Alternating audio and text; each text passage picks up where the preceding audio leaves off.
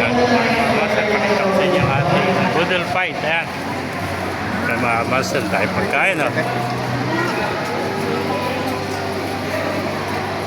Yan, may saging, may talong, may okra, may itlog, tilapia, may buro. Ayan.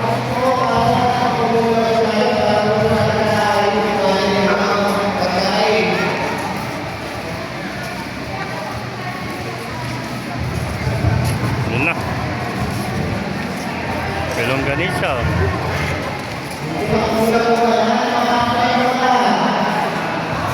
Yeah.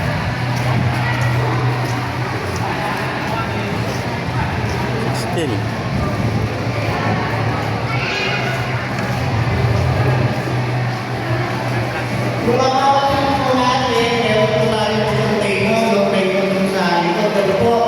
Group 30 sa 16.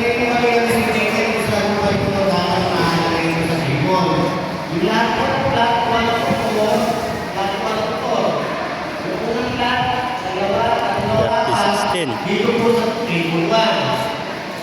Yan.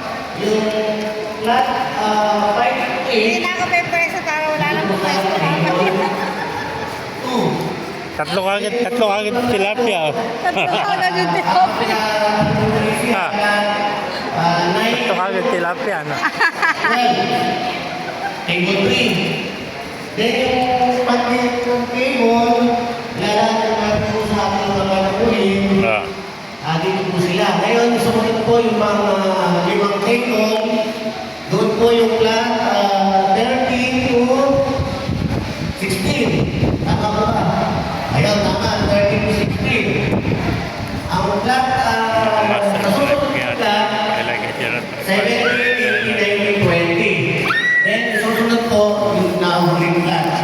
Doon po sa panghuling table. Para po, hindi tayo magka-gulo. Tapos kung maayos yung posisyon, maganda lahat ng magkakapil, then susunod, tapos susunod yung magkakapil ulit, hanggang sa ma-occupy po natin yung mag-table na yun. Ganun po yung gagawin natin para hindi po tayo magkakagulo kung paano sa... May makaganap pa dito sa ating poodle fight. Dito yan sa bayan Barangay Piñabatan, Pulilan, Bulacan. Kaya masama yung ginagayak ng ating pagkain, mga kamasa. Para po hindi tayo magkakagulo pagkakagulo sa pagkainan. Antayin lang po namin yung mga Mga kamasa, kung naibigyan niyo ang opinion, like and share lahat. Follow, mabuhay tayong lahat. God bless you.